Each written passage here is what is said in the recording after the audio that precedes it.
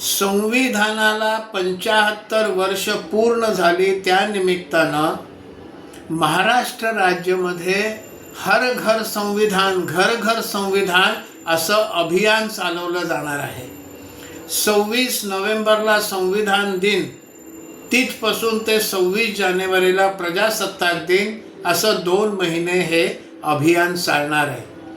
पण अनेक तथाकथित पुरोगामी हे विशेषतः हिंदुत्ववादी मंडळींना हिणावत असतात की हा देश मनुस्मृतीप्रमाणे नाही, संविधानाप्रमाणे चालणार। पण कुठलीही हिंदुत्ववादी संघटना मनुस्मृतीप्रमाणे चालतच नाही। मनुस्मृतीप्रमाणे देश चालावा असं कोणाला वाटतच नाही। सगळ्यांना संविधानाप्रमाणे देश चालावा असंच सगळ्या हिंदुत्ववादी संघटनांना वाटतं। पण तुम्ही विनाकारण मनुस्मृतीचा कशाला मग जप करत बसलाय? आणि हो, या देशामध्ये लाल किले पे लाल निशान अशा घोषणा देणारे नक्षलवादी आहेत।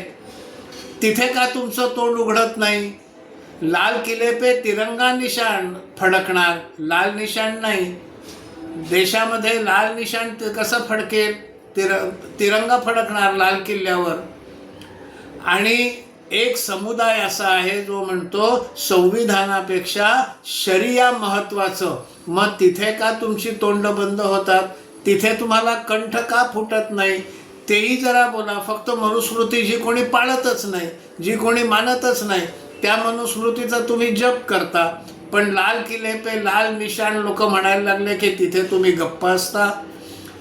संविधानापेक्षा शरिया महत्त्वाची असं म्हणणाऱ्यांसमोर सुद्धा तुमची मुस्कटं बंद होतात। याला काय म्हणायचं?